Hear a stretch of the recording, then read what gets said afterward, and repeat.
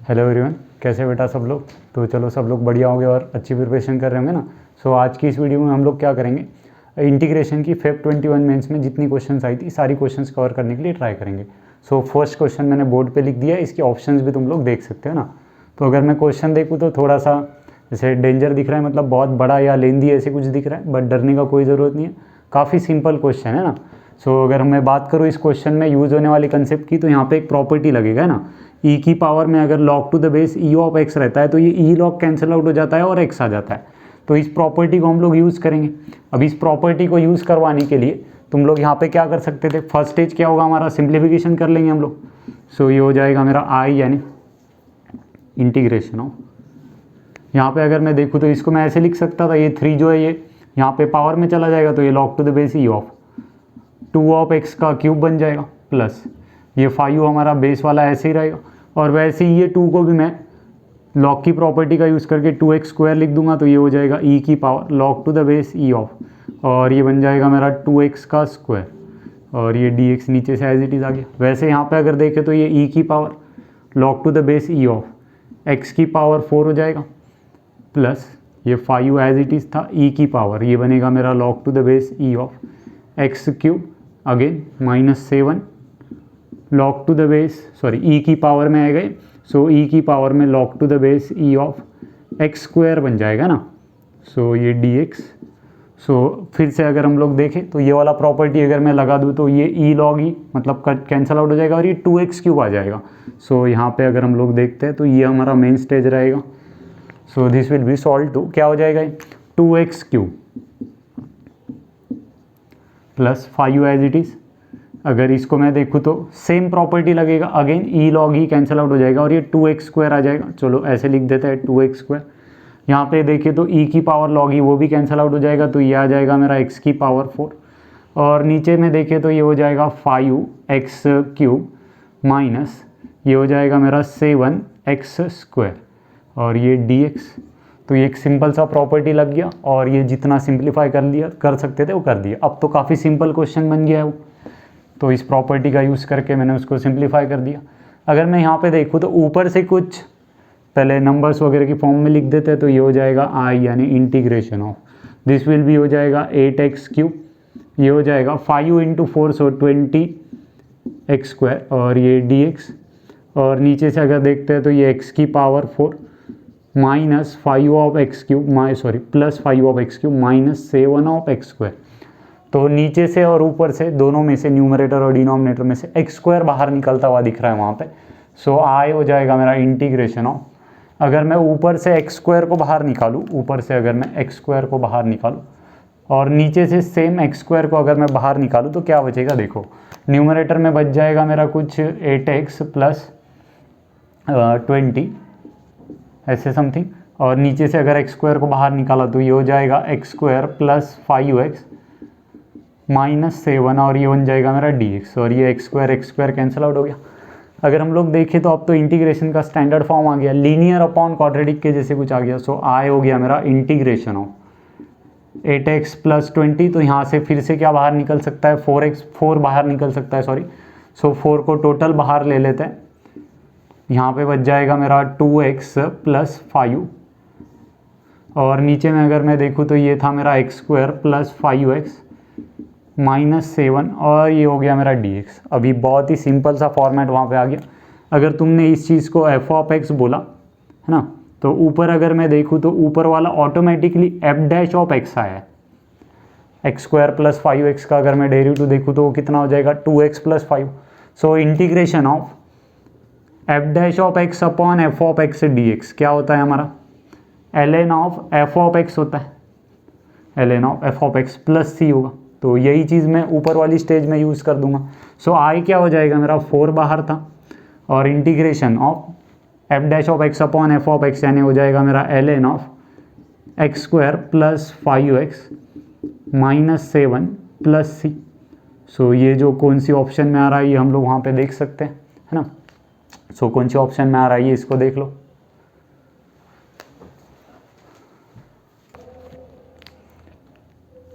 चलो ठीक है। सो नेक्स्ट क्वेश्चन मैंने फिर से बोर्ड के ऊपर लिख दिए। फिर से क्वेश्चन जो है वो देखने के लिए बहुत ही लेंदी है, ठीक है। अब इसका मतलब ये नहीं कि पिछला क्वेश्चन देखने के लिए लेंदी था तो इजीली सॉल्व हो गया, तो ये भी इजीली सॉल्व हो जाएगा, बट ये इजीली सॉल्व होगा ऐसे नहीं बोलूँगा मैं, ठीक है। ये one of the tough question था फेब की शिफ्ट का। तो स्टार्ट करते हैं हम लोग। तो अगर हम लोग देखते हैं यहाँ पे, तो तुम लोग एक बार ऑप्शंस देख लो ना, मैं भी एक बार ऑप्शंस देख लेता हूँ। ऑप्शंस ही तुम लोगों को थोड़ा बहुत हिंट देगा कि अगर मैं देखूँ तो ऑप्शन ए या बी या जो भी तुम लोग देखो, कंप्लीट ऑप्शन ए अगर मैं देखूँ तो सारी साइन की पावर वाली टर्म्स है, कंप्लीट ऑप्शन बी देखूँ तो सारी कॉस की पावर वाली टर्म है, सी में अगेन सारी साइन की पावर वाली टर्म है, डी में अगेन सारी कॉस की पावर वाली टर्म है। तो ये हिंट दे रहा है, एक तो तुमको सिंप्लीफिकेशन करके सारी साइन वाली टर्म ला लेना पड़ेगा और उसकी अगर इंटीग्रल फाइंड आउट करोगे तो कॉस के फॉर्म में आ जाएगा, या तो सिंप्लीफिकेशन करके सारी कॉस वाली टर्म लेकर आ जाओ और सिंप्लीफिकेशन करो, या फिर इंटीग्रेशन फाइंड आउट करो और वो साइन की फॉर्म में आएगा, है ना। ऐसे कुछ तुम लोग थोड़ा बहुत समझ सकते हो। तो यहाँ पे अगर मैं देखूँ तो सिंप्लीफिकेशंस करना था तो ऑलमोस्ट सारी साइन वाली टर्म ही है, नीचे कंफ्यूज नहीं होना है। 1 माइनस कॉस ऑफ थीटा उसने सिर्फ ऐसे दिया है, हमको पता है 1 minus cos of 2 theta again फिर से किस में कन्वर्ट हो सकता है, साइन में ही कन्वर्ट हो सकता है, तो ये भी साइन थीटा में आ ही जाएगा। बाकी सारे साइन थीटा की टर्म्स है। यहाँ पे अगर देखें तो ये साइन 2 थीटा है, तो उसको लिख देते हैं 2 sine theta into cos theta, और इसको लिख दोगे 1 माइनस कॉस 2 थीटा को 2 साइन स्क्वायर ऑफ थीटा। तो इससे होगा क्या कि सारी साइन वाली टर्म आ जाएगी और उसको सिंप्लीफाई करेंगे। तो पहला मैंने तुमको बताया कि स्टार्ट करने का वे क्या होना चाहिए, एक तो कंप्लीट सारी साइन वाली टर्म लेकर आओ या कंप्लीट सारी कॉस वाली टर्म लेकर आओ। तो यहाँ पे इजी है कि कंप्लीट सारी साइन वाली टर्म लेकर आ जाएं हम लोग। सो ये ठीक है, स्टार्ट करते हैं। तो यहाँ पे ये साइन थीटा था, अगेन ये साइन 2 थीटा को मैं लिख दूंगा 2 साइन थीटा कॉस थीटा, और बाकी सारी टर्म्स फिर से एज इट इज़ आती हुई दिखेगी। ये हो जाएगा साइन की पावर 6 थीटा प्लस साइन की power 4 theta plus sine square of theta upon, इसको मैं फिर से लिखूंगा 1 माइनस कॉस 2 थीटा को तुम लोगों को पता रहना चाहिए 2 साइन स्क्वायर ऑफ थीटा लिख सकते हैं। तो ये साइन स्क्वायर ऑफ थीटा और ये 2 भी कैंसिल आउट हो गया, तो इनडायरेक्टली सिंप्लीफिकेशंस कर दो, मतलब फॉर्मूला यूज़ करके। तो ये आगे वाला पार्ट एज इट इज़ आएगा, ठीक है। ये थोड़ा कट भी सकता है फ्रेम में, बट ऊपर की स्टेज तुमने लिखी हुई है तो तुमको समझ लेना है कि मैं वही सब कुछ लिखूँगा। और ये ऐसे सब क्लोज हो गया और ये हो गया डी थीटा, ठीक है। अब जो भी फंक्शन बच रहा है वहाँ पे अगर मैं देखूँ तो कॉस थीटा जो है वो मल्टीप्लिकेशन में है, तो यहाँ पे हमारा बहुत ही इजीली कन्वर्जन हो जाएगा कि अगर हम लोग साइन थीटा को जो है वो टी पुट करें तो कॉस थीटा डी थीटा यानी क्या हो जाएगा, डी टी हो जाएगा। अभी तक जो मैं स्टेजेस एक्सप्लेन कर रहा हूँ ये बहुत सारे बच्चे यहाँ तक पहुँचे थे, ठीक है। इसके बाद वाली स्टेज जो रहेगी वो मेन रहेगी। सो ये अभी आ जाएगा पूरा कंप्लीट टी में, तो कॉस थीटा और ये डी थीटा डी टी बन जाएगा। यहाँ पे अगर मैं देखूँ तो ये हो जाएगा टी की पावर 6 प्लस टी की पावर 4 प्लस टी स्क्वायर, है ना, टी की पावर 6 टी की पावर 4 टी स्क्वायर, और ये रूट के अंदर आ जाएगा मेरा 2 टी की power 4 plus 3 T square plus 6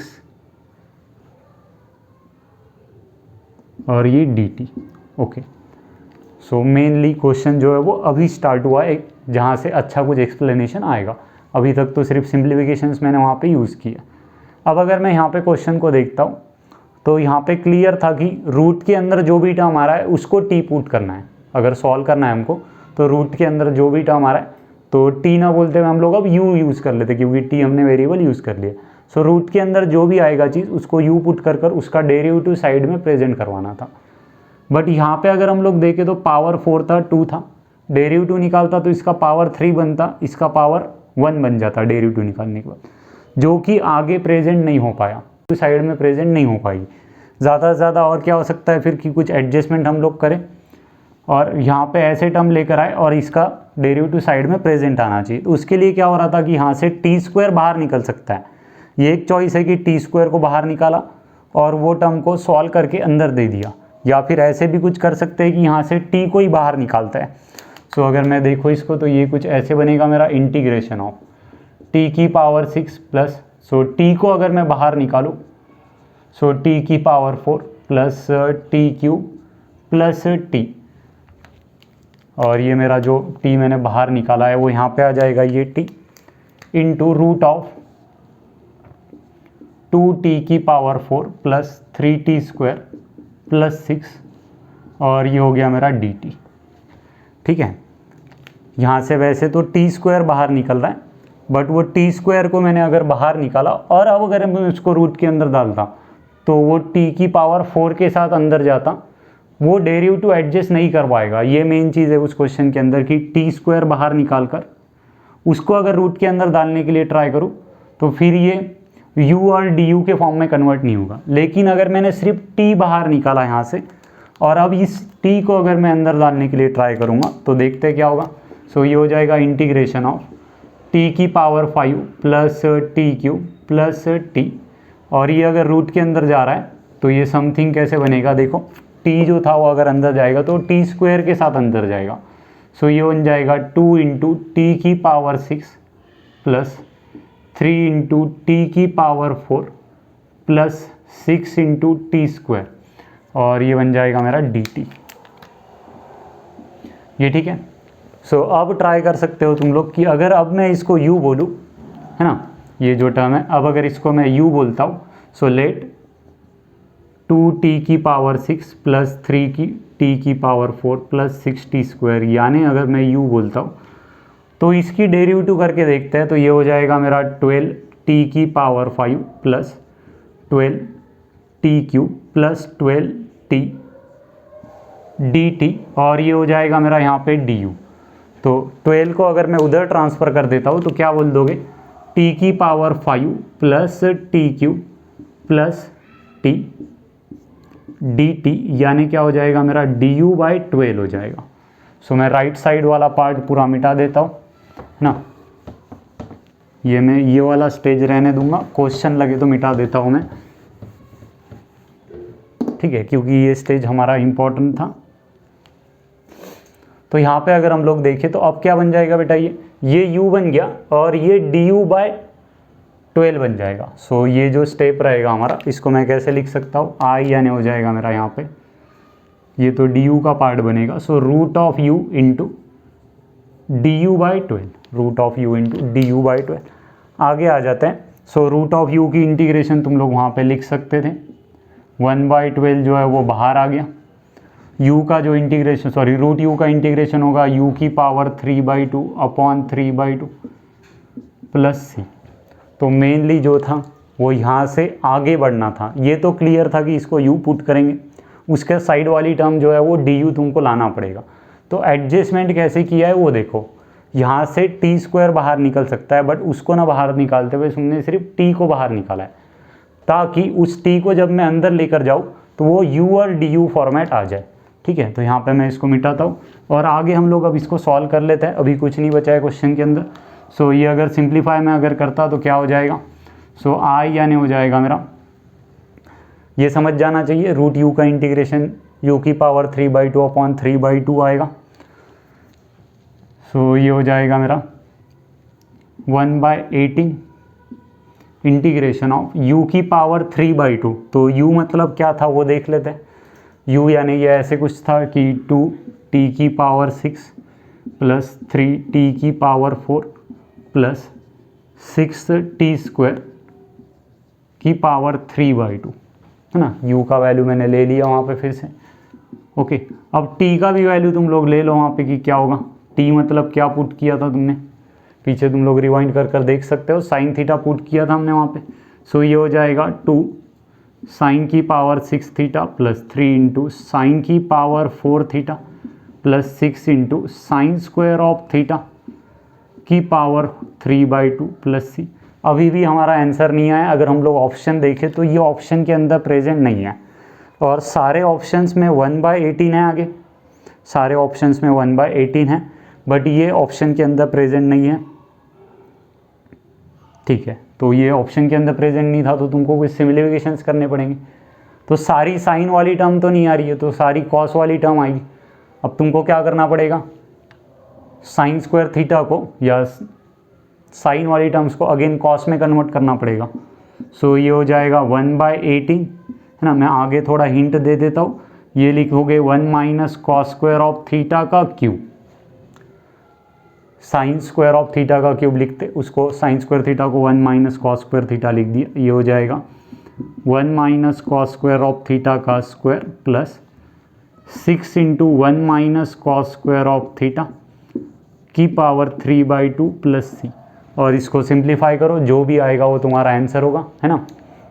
अभी मैं पूरा उसको सिंप्लीफाई करने में और टाइम नहीं डालता हूँ। अगर इसकी करेक्ट आंसर की बात करें हम लोग, तो इसका करेक्ट आंसर जो है उसको सॉल्व करोगे तो डी आ जाएगा। बट यहाँ तक ही ये क्वेश्चन जो था वो मेन था, सिंप्लीफिकेशन में टाइम नहीं लेंगे ज़्यादा। मेनली जो ये रूट वाला पार्ट है उस पर ध्यान देना है कि इसको अगर मैं यू बनाना चाहता हूँ तो डी यू मेरे को साइड में प्रेजेंट करवाना है। सो ठीक है, नेक्स्ट क्वेश्चन मैंने बोर्ड के ऊपर लिख दिया है ना। कंपैरेटिवली अगर पहले दो क्वेश्चंस की बात करूँ मैं 5th शिफ्ट में आने वाली, और इस क्वेश्चन की बात करूँ तो वो जो दो क्वेश्चन है वो थोड़े से अलग थे, इन द सेंस तुमने प्रैक्टिस में सॉल्व नहीं किए होंगे इसके चांसेस ज़्यादा है। बट ये क्वेश्चन जो है ये तो सभी ने ऑलमोस्ट सॉल्व किया हुआ रहता है ना, स्टैंडर्ड क्वेश्चन है। अगर इस क्वेश्चन की थोड़ी बहुत कंसेप्ट की अगर मैं बात करूँ तो ऊपर कॉस माइनस साइन आ रहा है, तो हम पढ़ते हैं कि ऊपर कॉस प्लस साइन आता है या तो कॉस माइनस साइन आता है ना। तो ये दो चीज़ें रहती है कि ऊपर एक तो कॉस प्लस साइन आएगा या कॉस माइनस साइन आएगा। तो उसके लिए हम लोग क्या करते हैं कि हमारे पास में फॉर्मूला होता है 1 माइनस साइन ऑफ 2x, इसको हम लोग लिख देंगे sine x minus cos x का होल स्क्वायर। और फिर अगर मैं ये जो अंदर वाला टर्म है, अंदर वाला term in the sense sine x minus cos x, अगर इसका डेरिवेटिव निकालूँ, अगर इसका मैं डेरिवेटिव फाइंड आउट करूँ तो sine x minus cos x का डेरिवेटिव आ जाएगा cos x plus sine x, है ना। ये एक चीज़ होता है। अब ऊपर में कॉस प्लस साइन रहेगा तो नीचे क्या लेकर आते हैं 1 माइनस साइन 2x। ऐसे ही हम लोग देखते हैं कि 1 प्लस साइन 2x जो होता है ये क्या होता है बेटा, sign x plus cos x का होल स्क्वायर होता है, sign x plus cos x का होल स्क्वायर। अब ये जो टर्म आ रहा है अंदर, अगर मैं इसका डेरिवेटिव करूँ तो ये क्या हो जाएगा, अगेन साइन का derivative will be cos, cos का derivative will be minus sine, है ना। इसका मैंने अगेन डेरिवेटिव किया, तो फिर इसीलिए बोला था कि ऊपर कॉस प्लस साइन प्रेजेंट है तो नीचे क्या लाता है 1 माइनस साइन 2x। अगर ऊपर कॉस माइनस साइन प्रेजेंट है तो नीचे में क्या लाओगे 1 प्लस साइन 2x, है ना।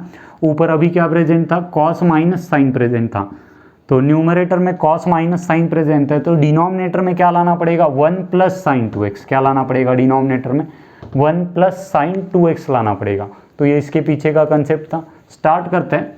LHS को अगर मैं सॉल्व करूं सो आई हो जाएगा मेरा LHS integration of cos minus sine है नीचे में, तो पहले ही बता दिया मैंने तुमको, नीचे मतलब कॉस माइनस साइन न्यूमरेटर में है तो नीचे में क्या लेकर आओगे 1 प्लस साइन 2x लेकर आओगे।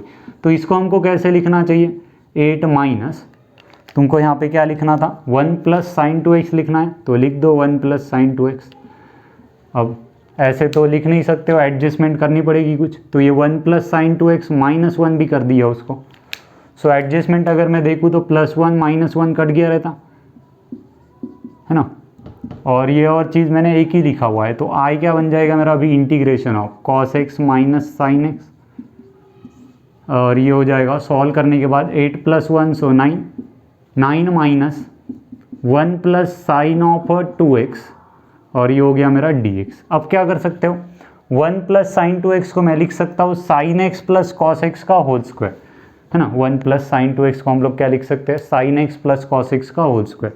तो आगे अगर मैं इसको सिंप्लीफाई करूँ तो ये कैसे बनेगा cos minus sine upon root of 9 minus 1 plus sine 2x को मैं लिख सकता हूँ sine x plus cos x का होल स्क्वायर, और ये बन गया मेरा dx।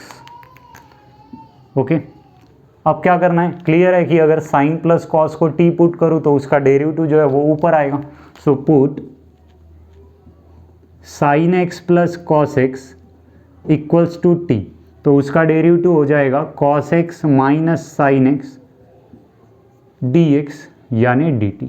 तो मैंने जो चीज़ तुमको बताया अभी दो चार्ट बनाकर कि ऊपर साइन प्लस कॉस आएगा तो नीचे में क्या लाओगे 1 माइनस साइन 2x लाओगे या 1 प्लस साइन 2x लाओगे, वो देख लो। कॉस प्लस साइन या कॉस माइनस साइन ऐसे कुछ आता है तो 1 प्लस साइन 2x या 1 माइनस साइन 2x नीचे लाना है, वो ध्यान रख के मैं उसको सॉल्व कर रहा हूँ। सो आई हो जाएगा मेरा इंटीग्रेशन ऑफ, ऊपर वाली टर्म को मैं लिख दूंगा अभी dt upon root of 9 minus of t square, है ना। अब ये जो है इंटीग्रेशन तो स्टैंडर्ड हो गया, root of a square minus x square की इंटीग्रेशन होती है sine inverse of t/3 plus C, है ना। और t का वैल्यू अगर हम लोग देखें तो sine inverse of sine x plus cos x upon 3 plus C. अब इसने ये जो LHS है इसका RHS में कुछ तो आंसर दिया हुआ था, क्या बोल रहा है a, तो यहाँ पे अगर मैं देखूँ तो मल्टीप्लिकेशन में कोई भी चीज़ नहीं आ रहा है तो मैं उसको 1 बोल दूंगा। सो देयरफॉर a का वैल्यू हो गया मेरा 1, और यहाँ पे साइन प्लस कॉस को जो डिवाइड में आ रहा है उसको b बोला है, तो यहाँ पे अगर मैं देखूँ तो b जो होगा वो क्या हो जाएगा मेरा 3 हो जाएगा। ये कहाँ से लिखा, फ्रॉम RHS। सो a और b का वैल्यू देख लो, a 1 आ रहा है, b 3 आ रहा है। अगर ऑप्शन हम लोग देखें यहाँ पे तो कौन सी ऑप्शन में ये प्रेजेंट है, a का वैल्यू 1 और b का वैल्यू 3, ये कौन सी ऑप्शन के अंदर प्रेजेंट है, हमारा b ऑप्शन के अंदर प्रेजेंट है। तो आई होप कि तुमको ये क्वेश्चन बहुत इजीली क्लियर होगी, मेरे अकॉर्डिंगली तो खुद से ही आ जाना चाहिए तुमको क्वेश्चन, है ना। ठीक है, सो नेक्स्ट क्वेश्चन के ऊपर बढ़ते हैं।